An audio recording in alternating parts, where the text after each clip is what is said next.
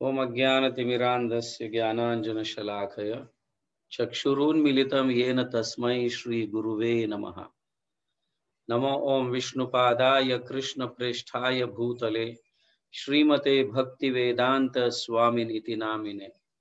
नमस्ते सारस्वते देवे गौरवाणी प्रचारिणे निर्विशेष शून्यवादी पाश्चात देश तारिणे। जय श्री कृष्ण चैतन्य प्रभु नित्यानंद श्री अद्वैत गदाधर श्रीवास आदि गौर भक्त वृंद। हरे कृष्ण कृष्ण कृष्ण हरे हरे, हरे राम राम राम हरे हरे। हरे कृष्ण कृष्ण कृष्ण हरे हरे, हरे राम राम राम हरे हरे। हरे कृष्ण कृष्ण कृष्ण हरे हरे, हरे राम राम राम हरे हरे। सभी भक्तों का स्वागत है व्रज लीला दर्शन में। तो आज हम चर्चा करने जा रहे हैं श्री श्री राधा दामोदर मंदिर के विषय में। कितने लोग राधा दामोदर मंदिर विजिट किए हैं वृंदावन में? वेरी गुड, बहुत अच्छा। अर्जुन, आपने विजिट नहीं किया है? You have been to Vrindavan or not? Yes, okay.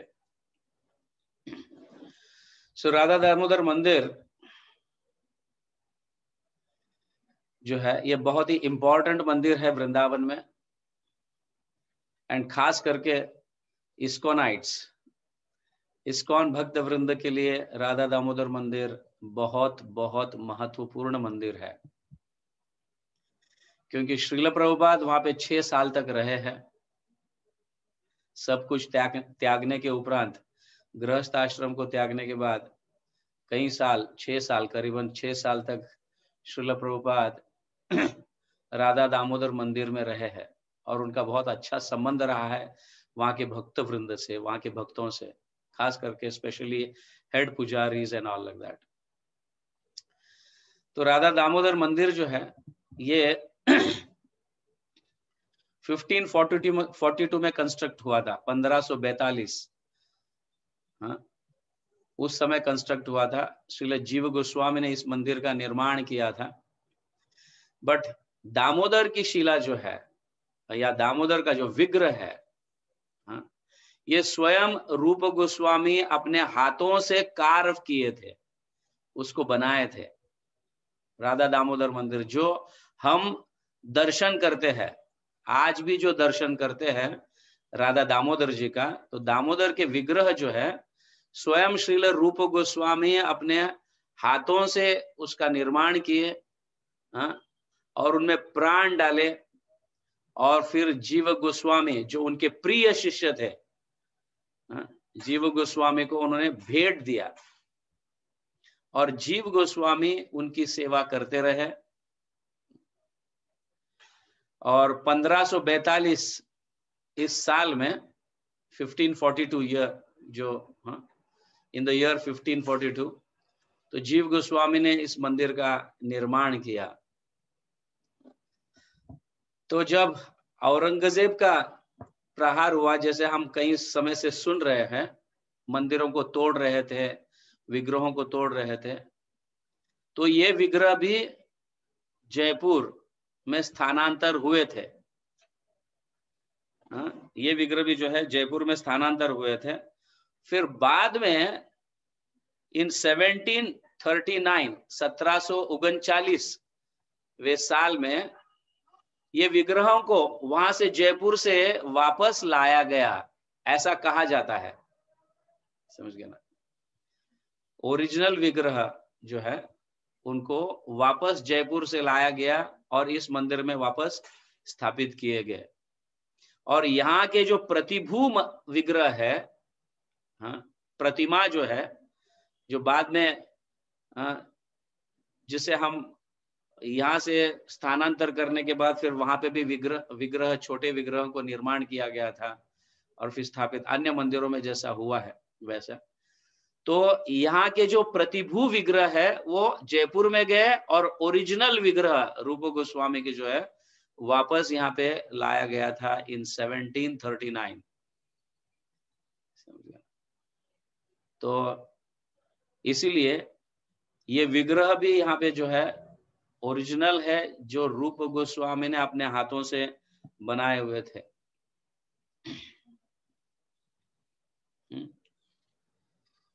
सो यहाँ पे कहा गया है कि सेवा कुंज का जो सेंटर एरिया था, जो हम कल सेवा कुंज के विषय में कह रहे थे, उसका सेंटर जो है वो राधा दामोदर मंदिर है। तो सेवा कुंज इतना बड़ा था, तो सेवा कुंज का सेंटर प्लेस जो है वो राधा दामोदर है। और इस सेवा कुंज में यहाँ पे जहाँ पे अभी राधा दामोदर मंदिर बना हुआ है, वहां पे श्रील रूप गोस्वामी जो है अन्य गोस्वामियों को लेकर वहां पे इष्ट गोष्ठी करते थे। इष्ट गोष्ठी मतलब भागवत कथा, भगवान की लीलाओं की चर्चा, समझ गया ना। और प्रचार कैसे करना है, प्रचार को कैसे बढ़ाना है, उसका विचार भी यहाँ पे बैठ के करते थे। तो जब पहले मंदिर नहीं था, या इवन रूप गोस्वामी जीव गोस्वामी को ये विग्रह दिए नहीं थे, ये उसके पहले की बात है। तो ये स्थली पर, यहाँ इस स्थान पर जहाँ पे रूप गोस्वामी की समाधि है, भजन कुटीर है, वहां पे रूप गोस्वामी अन्य सारे गोस्वामी उसको, जैसे सनातन गोस्वामी भी वहां हुआ करते थे, रघुनाथ भट्ट गोस्वामी, रघुनाथ दास गोस्वामी, गोपाल भट्ट गोस्वामी, इवन जीव गोस्वामी भी, और अन्य सारे अनुयायी जो है वहां पे बैठकर प्रचार कैसे करना है, किसको किस तरह से फैलाना है, और मतलब भगवान के विषय में भागवतम पढ़ते थे, भागवतम सुनते थे, लीलाएं, नाम, हरि, ये सारे चीजों की वहां पे चर्चा होती थी। इसलिए प्रभुपाद कहते हैं जो है ये पूरे ब्रह्मांड का सेंटर भी है, सिर्फ सेवा कुंज का ही नहीं, लेकिन पूरे ब्रह्मांड का सेंटर है राधा दामोदर। ऐसे श्रील प्रभुपाद बताते हैं। राधा दामोदर मंदिर जो है, बाद में मंदिर बना, उस समय तो जंगल था, पेड़ के नीचे बैठकर सारा डिस्कशन हुआ करता था, सब गोस्वामी उसको लेकर, और रूप गोस्वामी उसको हेड करते थे, समझ गया। तो हम देखते हैं इस मंदिर में श्रील प्रभुपाद, आपने शायद जब इस मंदिर गए हैं, जैसे ही आप एंट्री करते हो, इमीडिएट राइट साइड में वहां पे 2 रूम्स है और उस 2 रूम में प्रभुपाद रहते थे। एक किचन था और एक भजन स्थली थी। प्रभुपाद वहां पे कुक करते थे, प्रसाद लेते थे, और यहाँ पे दूसरा रूम में जो है वहां पे भजन करते थे, श्रीमद् भागवतम की रचना करते थे, ऐसे लिखते थे ये सब। तो ऐसा कहा गया है, वहां के गोस्वामीज बताते हैं, समझ गए ना, वहां के गोस्वामीज बताते हैं कि प्रभुपाद जब ग्रंथ लिखते थे, समझ गए, प्रभुपाद जब ग्रंथ लिखते थे तो प्रभुपाद को ऐसा अनुभव हुआ करता था कि रूप गोस्वामी सामने खड़े हैं और उनको गाइड कर रहे हैं लिखने के लिए। ऐसे वहां के जो पुजारीज है, हेड पुजारीज है, ऐसे बताते हैं।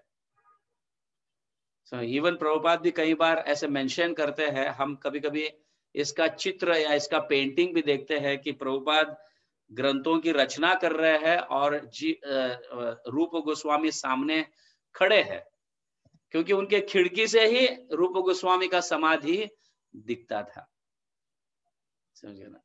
प्रभुपाद ग्रंथ लें तो वो खिड़की में से ही रूप गोस्वामी का समाधि दिखता था, भजन कुटीर दिखता था। तो नित्य दर्शन किया करते थे रूप गोस्वामी। तो हम देखते हैं जब राधा दामोदर मंदिर जाते हैं तो वहां पे सिर्फ दामोदर के विग्रह नहीं है। दामोदर के विग्रह किन के विग्रह है? श्रील जीव गोस्वामी को दिए हुए रूप गोस्वामी ने श्रील जीव गोस्वामी को दिए हुए भेंट में वो विग्रह राधा दामोदर जी है, और उन्हीं के बगल में राधा दामोदर के राइट साइड में राधा वृंदावन चंद्र विग्रह है, और राधा वृंदावन चंद्र जो विग्रह है वो श्रील कृष्णदास कविराज गोस्वामी के विग्रह है, श्रील कृष्णदास कविराज गोस्वामी के विग्रह है।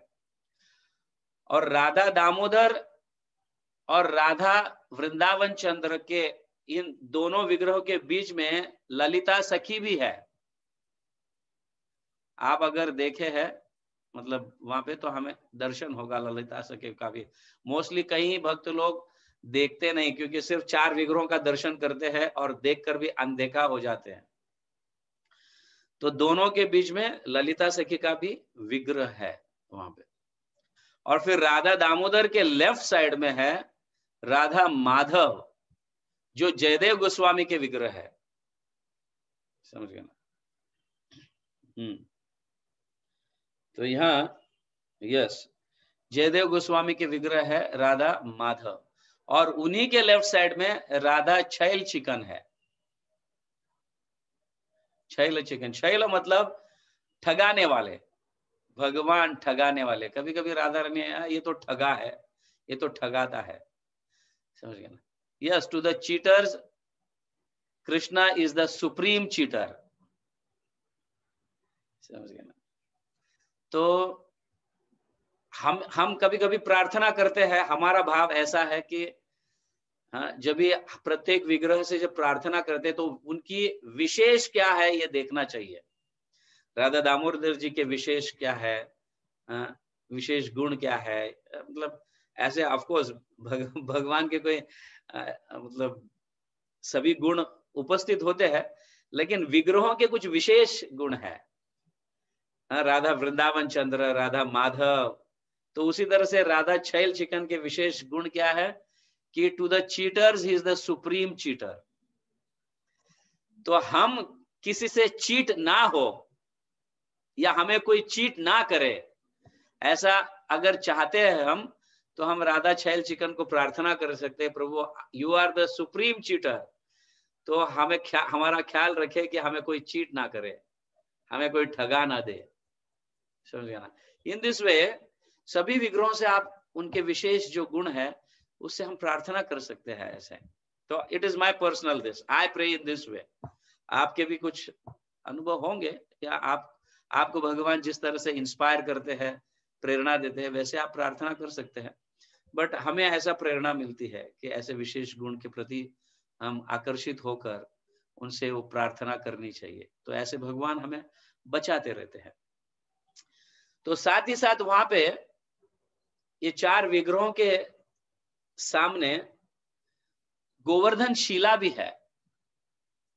आप अगर दर्शन, तो वो गोवर्धन शिला हर हमेशा ढका रहता है, एक कपड़े से ढका रहता है। अगर आप पुजारी को कुछ डोनेशन दोगे ना, प्रभु जी इस शिला के दर्शन करवाइए, तो 10 रुपए 20 रुपए वॉट एवर उसको देंगे तो वो शिला का दर्शन करवाते हैं। तो वो शिला जो है गोवर्धन शिला, वो सनातन गोस्वामी को भगवान स्वयं वो शिला दिए हुए है। कृष्ण प्रकट होकर वो शिला दिए हुए है सनातन गोस्वामी को, क्योंकि सनातन गोस्वामी का संकल्प था कि एवरी डे, प्रतिदिन मैं गोवर्धन परिक्रमा करूं, विच इज 45 किलोमीटर्स। समझ गया ना? यस, बड़ा है पूरा परिक्रमा। अगर देखेंगे तो हम मेरे ख्याल से 45, आई डोंट नो, मैं 21 किलोमीटर या 45 किलोमीटर ऐसा होना चाहिए। तो पूरा परिक्रमा तो सनातन गोस्वामी पूरा परिक्रमा करते थे, पूरा। समझ गए ना? हाँ, मुखारविंद से लेके राधा कुंड, श्याम कुंड, ये पूरा परिक्रमा करते थे। प्रतिदिन उनका संकल्प हुआ करता था, every day he used to do that. तो जब वृद्ध हो गए फिर भी परिक्रमा कर रहे हैं, तो भगवान श्री कृष्ण से ये देखा नहीं गया। वृद्ध हो गए हैं सनातन गोस्वामी और फिर भी वो अपने चलते चलते ऐसे परिक्रमा कर रहे हैं, कितना लंबा समय लगता है। उनके अन्य सेवाओं में बाधा नहीं आना चाहिए। क्योंकि उन्होंने संकल्प किया था परिक्रमा करने का, तो वृद्ध होने के बाद तो परिक्रमा फिर धीरे होने लगती है, धीरे होगी तो ज्यादा समय लगने लगता है और उनकी सेवा, अन्य सेवा रह जाते हैं, इसलिए भगवान को देखा नहीं गया। तो भगवान स्वयं प्रकट हुए, श्री सनातन गोस्वामी के सामने प्रकट हुए और उनको समझाने लगे कि आप प्रतिदिन परिक्रमा करते हो, ऐसे वृद्धावस्था में परिक्रमा करने की आवश्यकता नहीं है आपको। समझ गए ना? भगवान ये समझाने लगे, लेकिन उन्होंने कहा कि मेरा पूरे जीवन का संकल्प है कि मैं अपने अंतिम समय तक गोवर्धन की परिक्रमा करूं एवरी डे। ये मेरा संकल्प है अंतिम समय तक का, तो मुझे तो करना ही पड़ेगा। तब भगवान ने गोवर्धन पर्वत से एक शिला उठाई, उस शिला पर खड़े रहे, अपना एक पैर रखे और बांसुरी बजाई। जैसे मधुर बांसुरी बज गई तो ये शिला पिघलने लगा और भगवान के श्री चरण का चिन्ह वहां पे उमड़ गया। तो आप उस गोवर्धन शिला पर आप देखेंगे, गोवर्धन शिला के दर्शन करेंगे तो भगवान श्री कृष्ण के चरण चिन्ह उस पर, एक चरण के चिन्ह है उस पर, उस शिला पर। और फिर उन्होंने बांसुरी भी रख दी थी, तो बांसुरी का भी चिन्ह है। और अपनी लाठी जो है, भगवान जो लाठी लेकर चलते हैं, वो लाठी भी वहां पे रख दी थी, उसका भी चिन्ह है। और साथ ही साथ गैयों का एक चरण भी है, वो चिन्ह भी वहां पे। तो 4 चिन्हों का, दिव्य चिन्हों का दर्शन करने का लाभ हमें प्राप्त होता है वो गोवर्धन शिला के दर्शन कर कर। भगवान श्री कृष्ण के चरण चिन्ह, बांसुरी का चिन्ह, लाठी का और गाय के चरण का चिन्ह। तो ये चिन्ह मतलब ये शिला सनातन गोस्वामी को दिए भगवान और कहे ये शिला ले लो और इसके सिर्फ 4 परिक्रमा करने से, इस शिला के 4 परिक्रमा करने से आपको गोवर्धन के इतने किलोमीटर्स की परिक्रमा करने का फल प्राप्त होगा या लाभ होगा। समझ गए ना? तो सिर्फ 4 परिक्रमा करने से गोवर्धन परिक्रमा करने का लाभ हमको मिलता है। तो ये शिला राधा दामोदर मंदिर में है, पुजारी आपको दर्शन कराते हैं और हमें राधा दामोदर मंदिर के भी जो है विग्रहों का या शिला का जो है वो 4 परिक्रमा लगाना चाहिए और भक्त लगा भी लेते हैं, लगाकर पूरा गोवर्धन परिक्रमा करने का फल प्राप्त करते हैं।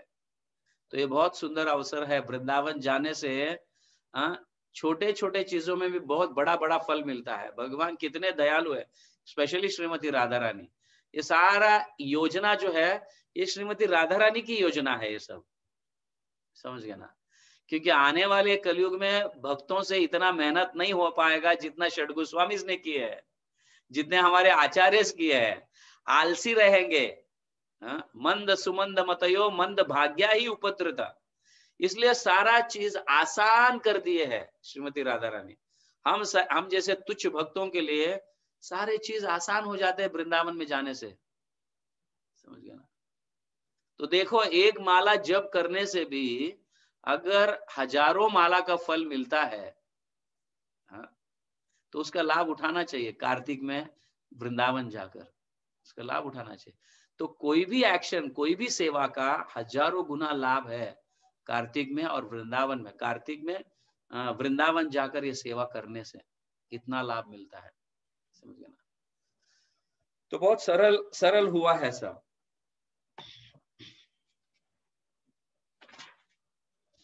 तो एक बार वहां के पुजारी बताते हैं, एक बार कदम्ब टेर के एक पुराने वृद्ध बाबा आए थे वहां पे, और जब वो परिक्रमा कर रहे थे तो उन्होंने सुना कि रूप गोस्वामी मृदंग बजा रहे हैं और गा भी रहे हैं। वहां पे रूप गोस्वामी की समाधि भी है और उनका भजन कुटीर भी है, क्योंकि वहां रूप गोस्वामी वहीं पे बैठकर भजन किया करते थे और सभी गोस्वामी के साथ डिस्कस किया करते थे। इसलिए वहां पे परिक्रमा करते समय ये बाबा ने सुना कि यहाँ पे रूप गोस्वामी मृदंग बजाते हुए आवाज आ रहा है और वो गा भी रहे हैं साथ साथ, कीर्तन भी कर रहे हैं, ऐसा आवाज आता है। ऐसे वहां के कुछ पुजारी बताते हैं जिनको उन्होंने कहा, वो बाबा ने कहा। तो यहाँ पे कई वैष्णव की समाधि है इस राधा दामोदर मंदिर में, कहीं वैष्णव के रूप गोस्वामी की समाधि और भजन कुटीर, इतना ही नहीं, लेकिन दामोदर मंदिर का जो परिक्रमा जैसे ही हम दर्शन लेकर शुरू करते हैं, इमीडिएट राइट साइड में वहां पे श्रील जीव गोस्वामी की समाधि भी है और कृष्णदास कविराज गोस्वामी की समाधि भी वहां पे है, समझ गया ना। और उसके बगल में ही श्रील भक्ति सिद्धांत सरस्वती ठाकुर की पुष्प समाधि भी है वहां पे, समझिए, पुष्प समाधि। तो ऐसे कई गोस्वामी की समाधि वहां पे आपको दर्शन होगा 4 परिक्रमा करते समय। तो हमें 4 परिक्रमा इसकी करनी चाहिए।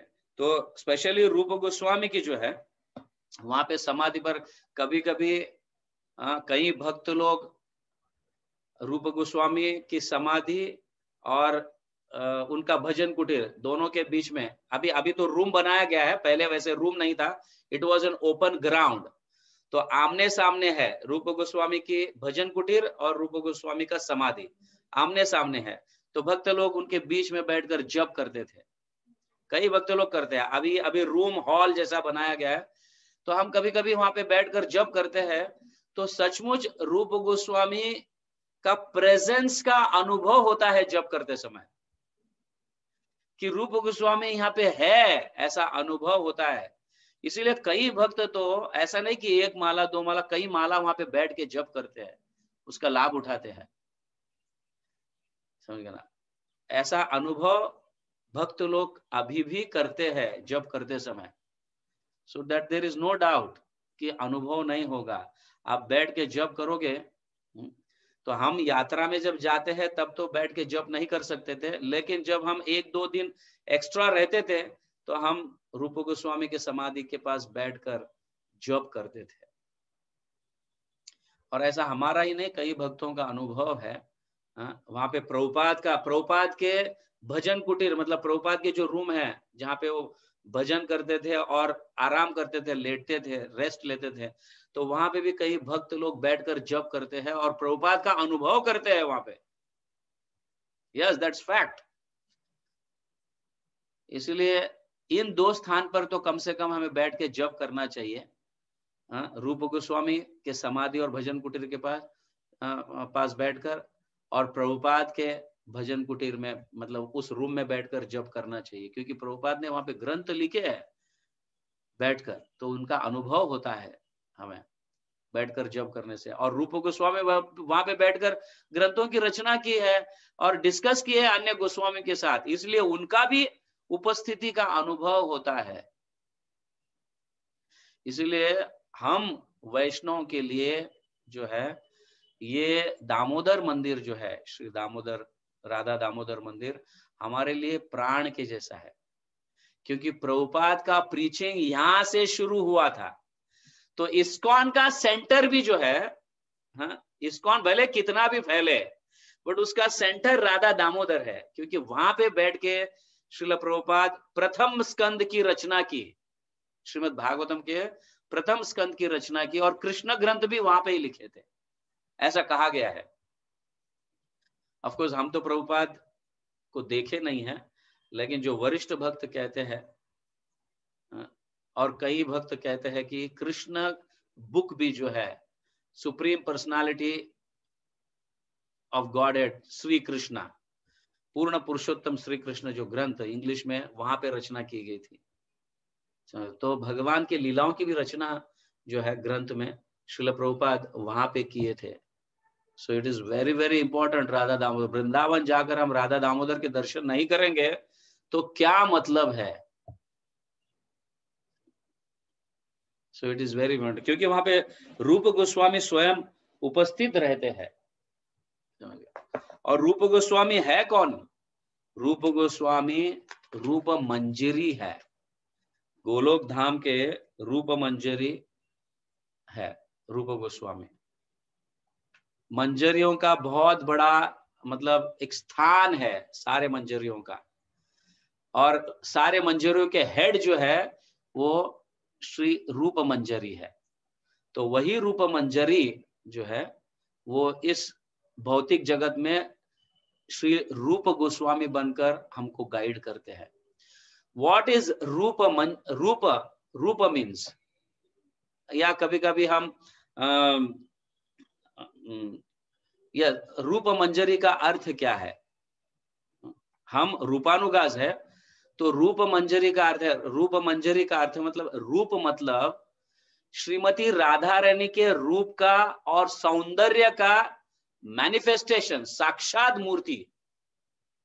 समझ गया ना? श्रीमती राधा रानी के रूप का मतलब उनके रूप का और उनके सौंदर्य का साक्षात मूर्तिमान जो है वो है रूप मंजरी। इसलिए उन्हें रूप मंजरी कहा गया है। राधा रानी के साक्षात manifestation of her beauty and her form, so that is रूप मंजरी। मंजरी मतलब सेवा करने वाले जो है, स्त्री रूप में सेवा करने वाले जो है वो मंजरीज कहा गया। अगर हम देखते हैं रूप मंजरी और अन्य सारे गोस्वामीज जो है ये सब मंजरीज है, और उनके इमीडिएट फॉलोअर्स भी जो है, जैसे श्रील विश्वनाथ चक्रवर्ती ठाकुर कहो, कृष्णदास कविराज कहो, और लोकनाथ गोस्वामी कहो, नरोत्तम दास ठाकुर कहो। नरोत्तम दास ठाकुर, फिर बाद में हमारा पूरा परंपरा जो आता है, भक्ति विनोद ठाकुर, श्रील भक्ति सिद्धांत सरस्वती ठाकुर, जगन्नाथ दास बाबा जी महाराज, श्रील भक्ति सिद्धांत सरस्वती ठाकुर, ये सब जो है ये मंजरीज है। समझ गया ना? श्रील प्रभुपाद अपने एक लेक्चर में कहते हैं कि ब्रह्मा ऑल्सो रियलाइज दिस, कि ब्रह्मा को भी ये साक्षात्कार हुआ। क्या साक्षात्कार हुआ? कि भगवान एक अकेले ही पुरुष है, बाकी सब जो है ये स्त्री रूप है। बाकी सब जो है ये स्त्री रूप है, भगवान अकेले ही पुरुष है। अकेले ईश्वर कृष्ण आर सब भृत्या। श्रील प्रभुपाद बताते हैं इस तरह से। तो ब्रह्मा को भी रियलाइज हुआ ये कि वो स्वयं भी स्त्री रूप है, क्योंकि भगवान अकेले ही पुरुष है, and he is the only enjoyer. और एंजॉयर को हम प्रतिसाद देना चाहिए, उनकी सेवा में उपस्थित रहना चाहिए, उनको संतुष्ट करने के लिए। That is the function of feminine. इसलिए हम सब दास है भगवान के, जीवेर स्वरूप है कृष्णेर नित्य दास। समझ गया आप? तो हमारा स्वरूप जो है दासत्व का है, दास दासी है हम। तो हम फेमिनाइन जेंडर है, हम पुरुष नहीं है, भगवान अकेले पुरुष है।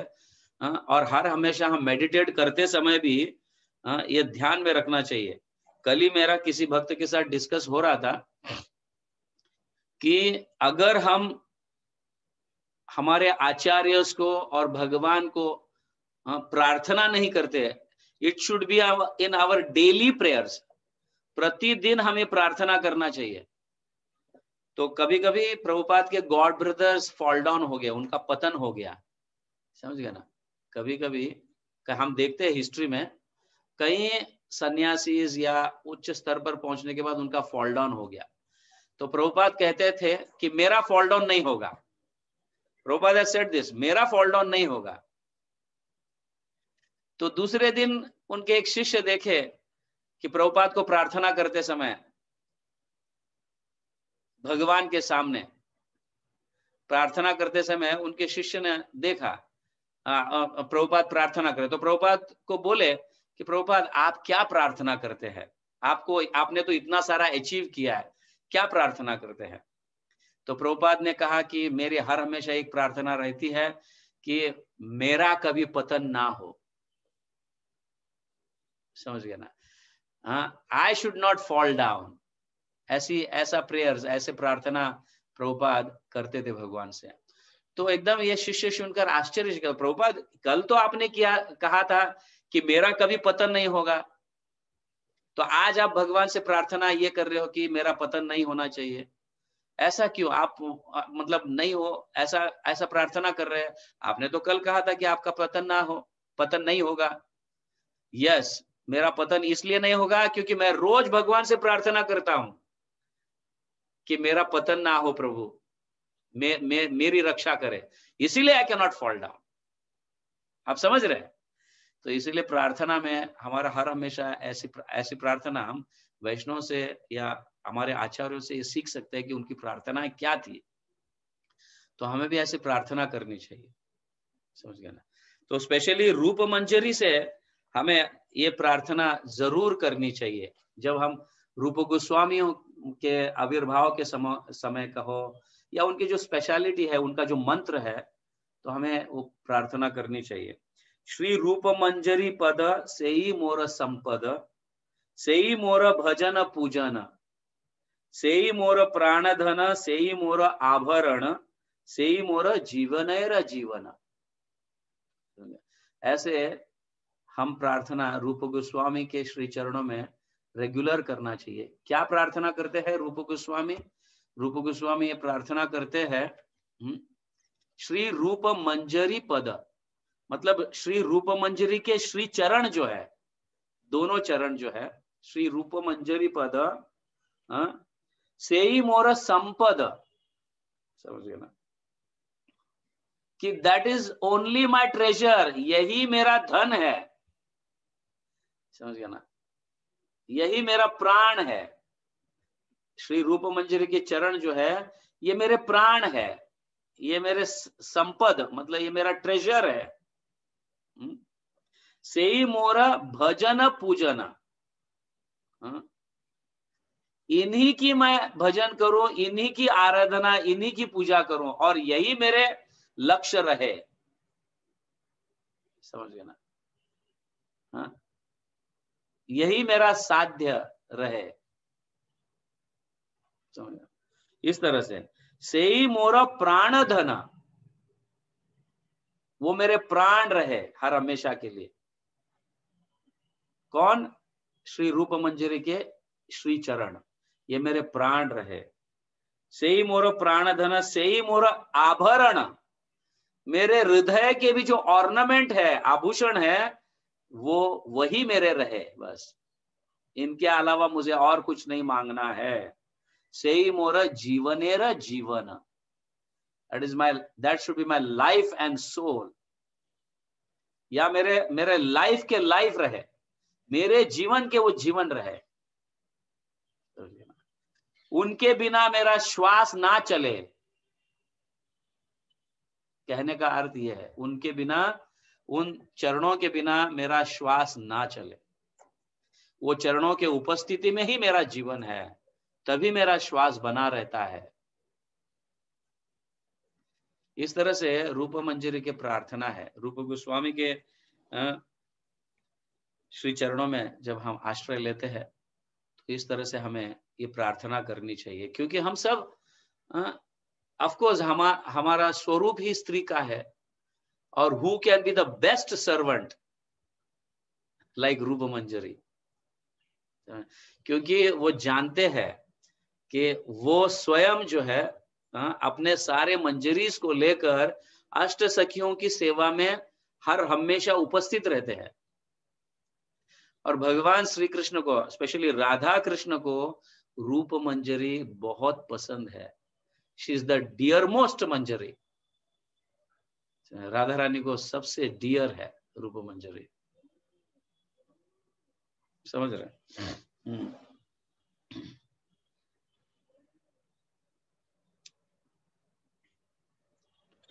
यस, तो राधा दामोदर मंदिर हमारे लिए अनेक माध्यम से, अनेक एंगल से बहुत महत्वपूर्ण इसलिए है क्योंकि वहां पे रूप गोस्वामी ग्रंथों की रचना करते थे, और अन्य गोस्वामी के साथ डिस्कस करते थे भक्ति के विषय में, भगवान से संबंधित सारे चीज, सारे गोस्वामी वहां पे इकट्ठा होते थे और वहां पे रूप गोस्वामी के सामने बैठकर सब लोग जप भी करते थे। सिर्फ डिस्कस ही नहीं, बैठकर जप भी करते थे उस स्थान पर। इसीलिए राधा दामोदर मंदिर हमारे लिए इंपॉर्टेंट है। दूसरा, क्योंकि प्रभुपाद भी अपने सब गृहस्थियों को त्यागने के बाद राधा दामोदर मंदिर में रहे, 6 साल तक रहे और वहां पे श्रीमद् भागवतम के ग्रंथ की रचना की वहां पे, और कृष्ण लीला या कृष्ण बुक जो है उनकी भी वहां पे रचना की। इसीलिए भी बहुत महत्वपूर्ण है हमारे लिए वो स्थान राधा दामोदर मंदिर, समझ गए। और तीसरा पॉइंट यह है, क्योंकि राधा दामोदर जो है वो जीव गोस्वामी के प्राण है, समझ गया। जीव गोस्वामी के प्राण है, जो रूप गोस्वामी के एकदम प्रिय शिष्य है। सबसे प्रिय शिष्य कोई है रूप गोस्वामी के, तो वो है जीव गोस्वामी। उनके भतीजे थे, जीव गोस्वामी रूप गोस्वामी के भतीजे है। एंड ही वॉज एकदम मोस्ट एक्सॉल्टेड डिवोटी है, मतलब संस्कृत में तो पटु थे एकदम जीव गोस्वामी, और उनके विग्रह वहां पे है। और चौथा पॉइंट यह है, क्योंकि सनातन गोस्वामी को जो भगवान ने पर्सनली गोवर्धन शिला जो दिए है उनके वृद्ध अवस्था में, तो वो भी वहां पे उपस्थित है। तो सिर्फ 4 परिक्रमा करने से हम गोवर्धन परिक्रमा, कभी कभी लोग सिर्फ 1 दिन के लिए 2 दिन के लिए आते हैं, दर्शन लेते हैं। परिक्रमा कैसे करते हैं? छकड़े में बैठकर करते हैं या कोई 4 व्हीलर में जाकर परिक्रमा करते हैं, समय नहीं बोल के। तो उनके लिए ये अगर 4 परिक्रमा करेंगे राधा दामोदर मंदिर के, तो गोवर्धन की परिक्रमा हो जाएगी। ऐसी सुविधा भी हुई है। And specially we have born in Kaliyuga. हम कलयुग में होने के कारण हमारे लिए कई चीजें आसान हो जाती है इस मंदिर के दर्शन करने से, यहाँ पे जॉब करने से, यहाँ पे 4 परिक्रमा करने से, कई तरह से ये मंदिर हमारे लिए बहुत इंपॉर्टेंट है।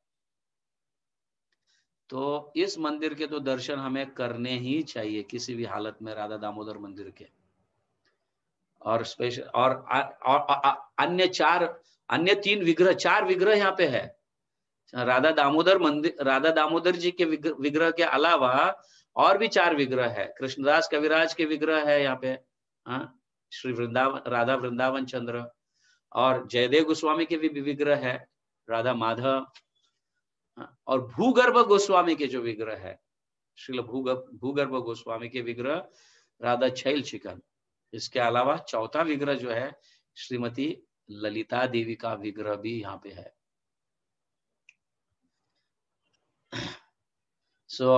सारे अग्रगण्य अष्ट सखी में से ललिता और विशाखा श्रेष्ठ है। तो ललिता का भी वहां पे विग्रह है, इसलिए हमारे लिए बहुत इंपॉर्टेंट विग्रह है। So it is my kind request, मेरी नम्र विनंती है आप सबसे, जब भी वृंदावन जाते हैं तो राधा दामोदर के दर्शन जरूर कीजिए, वहां पे 4 परिक्रमा कीजिए, और रूप गोस्वामी के समाधि और भजन कुटीर के सामने बैठकर जप कीजिए, 1 आध माला तो कम से कम कीजिए। और जैसी परिक्रमा एंड होती है तो प्रभुपाद की भी जो भजन कुटीर है या उनका रेस्टिंग प्लेस है, तो वहां पे भी बैठ के 1-2 माला कीजिए और उनकी उपस्थिति का अनुभव कीजिए। श्रील प्रभुपाद और रूप गोस्वामी के उपस्थिति का अनुभव कीजिए। तो हमें उनका उपस्थिति का अनुभव होना चाहिए। जब ये अनुभव होगा तो हमारी साधना ठीक हो रही है, ऐसा एक मीटर स्केल है, समझ गया ना? हमारी साधना का मीटर स्केल, इन सारे चीजों का अनुभव होना चाहिए हमें। अनुभूति उनके उपस्थिति का या उनके इसकी अनुभव हमें होना चाहिए। तो कोशिश कीजिए, तो वहां पे बैठकर जप, जितना हो सके उतना ज्यादा जप करने की कोशिश कीजिए। Okay, Hare Krishna, thank you very much.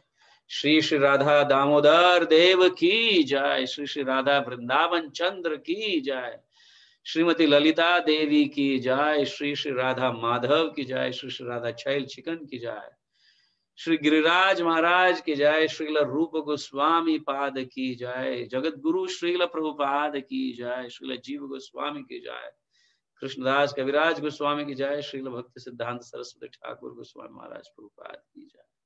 गौर प्रेमानंदे, हरि हरि बोल। Thank you very much. मैं सभी को अनम्यूट कर रहा हूं। किसी को कोई प्रश्न है तो प्लीज। Yes, any questions?